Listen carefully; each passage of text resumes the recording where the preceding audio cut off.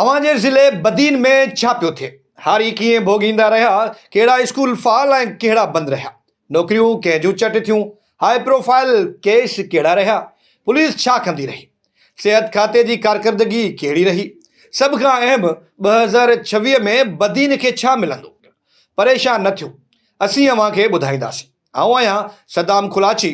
मूंसां गॾु हूंदो बदीन मां WTN जो रिपोर्टर अता सिंधिया। अता बदीन में साल 2025 में छा थींदो रहियो ऐं 2026 में कहिड़ा प्लान जोड़िया अथऊं?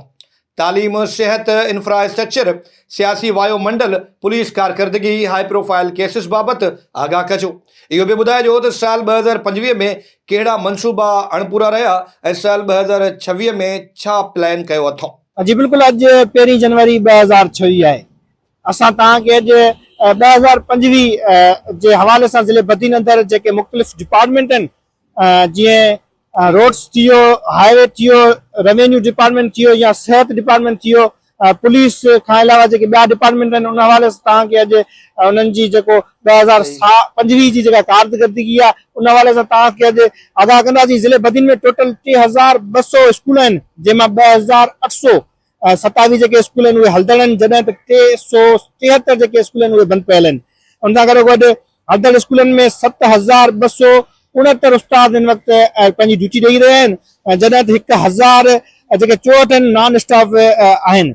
1567 अहिड़ा मुलाज़िम आहिनि जेके अक्सर करे गैर हाज़ुर रहनि था।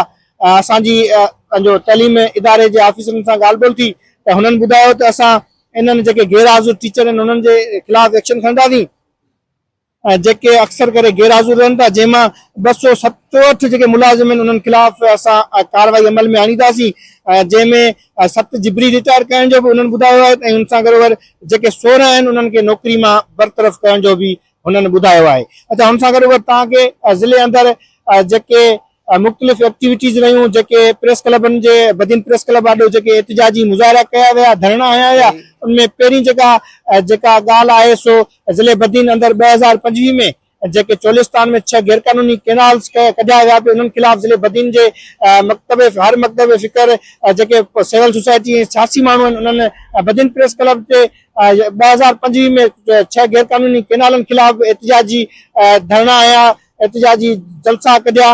उन सां गॾोगॾु ज़िले बदीन में जेको अहम इशू इहो रहियो त साड़ियुनि जो जेको रेट हो उहो बि घटि हुजण करे ज़िले बदीन अंदरि हर तहलके यूसीज़ में बि इन केस खे खणी माण्हू प्रेस क्लबनि जे दरनि ते वेठा एहतिजाजी मुज़ाहिरा कयूं। अच्छा, हुन सां गॾोगॾु ज़िले बदीन में हिकु ॿे अहम एजेंडा ते बि एहतिजाजी मुज़ाहिरा धरना आया हुआ, जंहिंजी जेको ज़िले बदीन में पाणी जो जेका शदीद बोरान जेको थींदो आहे छमाओ, उन ख़िलाफ़ बि ज़िले बदीन अंदरि काफ़ी एहतिजाजी मुज़ाहिरा ऐं रैलियूं कढियूं हुयूं। अच्छा, हुन सां गॾोगॾु तव्हांखे ज़िले बदीन में तइलीमी खाते जे मयार जे हिसाब सां जेके तरक़ियाती कम थिया आहिनि, जंहिंमें इस्लामिया डिग्री कॉलेज थियो जंहिंजो कमु जंहिंजी बिल्डिंग जो कमु हिन वक़्तु बि रोलड़े जो शिकार आहे, जेको हिन वक़्तु ताईं अञा कंप्लीट न आहे थी सघियो। उन सां गॾोगॾु लार कैंपस बदीन जी बि ॻाल्हि कंदो हलां त लार कैंपस बदीन बि हिन वक़्तु जंहिंमें 100 शागिर्द तौरु शागिर्दाणियूं पंहिंजी तइलीम पिराइण वञनि थियूं, पर हुनजी जेका बिल्डिंग आहे सा बि ज़बून हाल बणियल आहे। हुन सां गॾोगॾु कैडेट कॉलेज बि ज़िले बदीन जे लाइ हिकिड़ो ख़्वाब बणियल आहे, जंहिंजी बिल्डिंग हिन वक़्तु ताईं बि अञा मुकमल न आहे थी सघी। अच्छा, हुन सां गॾु तव्हांखे ज़िले बदीन में जेके हाई प्रोफाइल केसिस जे बारे में तव्हांखे ॿुधाईंदो हलां त कुझु टाइम पहिरियां कड़ो गंवर जी हद में ॻोठ ॾाढा अबड़ो में हिकु वाक़ियो पेश थियो, जंहिंमें पंहिंजे जेका 23 सालनि जी नियाणी हुई फेमीना अबड़ो, उनखे गैरत जे नाले में संदसि वालद ॾाॾा ऐं जेके चाचा हुनखे क़तल कयो, जंहिंखे कड़ो गंवर पुलिस पंहिंजी फरियाद ते गिरफ़्तार कयो। जवाबदार हिन वक़्तु बि उहे गिरफ़्तार आहिनि। साल 2025 में हिकु ॿियो बि केस साम्हूं आयो, बदनाम ज़माना मंशाद फिरोश, जंहिंजे मथां 27 केस हुआ, जिनमें क़तल जा 2 केस 302 जा यानी 2 केस हुन ते दाख़िल थियल हुआ। हुन सां गॾोगॾु डकैती, ज़ना, हथियार स्मगलिंग जा केस बि हुन ते ज़ाहिर कया विया हुआ। नूर हसन उमराणी जेको हिन वक़्तु जेल में आहे। हुन सां गॾोगॾु ज़िले बदीन में 2025 में 14 सालनि जी नियाणी सां ज़ना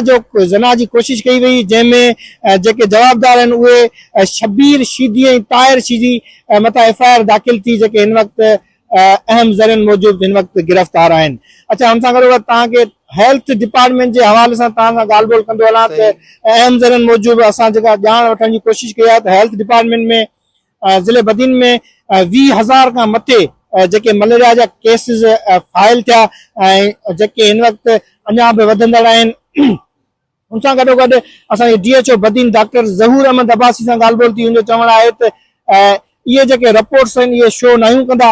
हुन सां गॾु मूं पंहिंजो हिन प्लान पंहिंजो 2026 जो जेको तयारु कयो आहे, प्लान में ईंदड़ साल DHO बदीन जेको प्लान ॿुधायो आहे उनमें RHC मिस्री खान जी नई बिल्डिंग बि मंज़ूर कई वेंदी। हुन सां गॾोगॾु तहलके तलार में जेका अस्पताल आहे उनजो कमु 50% थियल आहे, जेको 50% 2026 में मुकमल करण जो जेको डॉक्टर ज़हूर अहमद अब्बासी आहे उन इहो चयो त 2026 में उन बिल्डिंग जो असां मुकमल कमु कंदासीं। अच्छा, सिहत जे हिसाब सां मुकमल तौर ब्रीफिंग इहा आहे त RHS जेके 6 मंज़ूर कयूं वेंदियूं ऐं हुन सां गॾु THQ जेके अस्पताल आहिनि उहे बि हिननि 2 शायदि मंज़ूर करण जो बि ख़ातिरी ॾियारी आहे। अच्छा, हिन सां गॾोगॾु जेको सिहत खातो पंहिंजो सिहत मर्कज़ कढणु आहे, हुननि डॉक्टर वारनि चयो त ममता प्रोग्राम बिस्प प्रोग्राम उते हिननि शुरू करण जो ख़ातिरी ॾियारी आहे। अच्छा, हुन सां गॾोगॾु डॉक्टर ज़हूर अहमद अब्बासी DHO बदीन जो इहो बि चवणु हुयो त ज़िले अंदरि 3 केस पोलियो जा फाइल थिया, जंहिंमां 2 केस तहलके मातली मां ऐं 1 केस हुन ॿुधायो त फाइल थियो आहे, जिन जी कोशिशि जारी आहे त ईंदड़ पोलियो मुहिम में उहे केस असां क्लियर कंदासीं। अच्छा, हिन सां गॾोगॾु तव्हांखे ज़िले बदीन जी तरक़ियाती कमनि जी ॻाल्हि ॿोल कंदसि त ज़िले बदीन में को ख़ासि 2025 में को ख़ासि तरक़ियाती कमु ज़ाहिर नाहे थी सघियो। इहो ई आहे जो गोलाची रोड जेको बदीन शहर जो मेन ऐं मसरूफ़ तरीन जेको शहराओ आहे उनजो बि जेको रोड जो कमु आहे उहो हिन वक़्तु रोलड़े जो शिकार लॻो पियो आहे। ऐं हुन सां गॾोगॾु ज़िले बदीन या शहर बदीन में के बि ख़ासि तरक़ियाती कम न आहिनि थी सघिया। जी, वॾी महिरबानी अता सिंधियार बदीन ज़िले जो अहवाल ॿुधाइण लाइ। हाणे हलूं था हिकु ॿिए ज़िले तरफ़।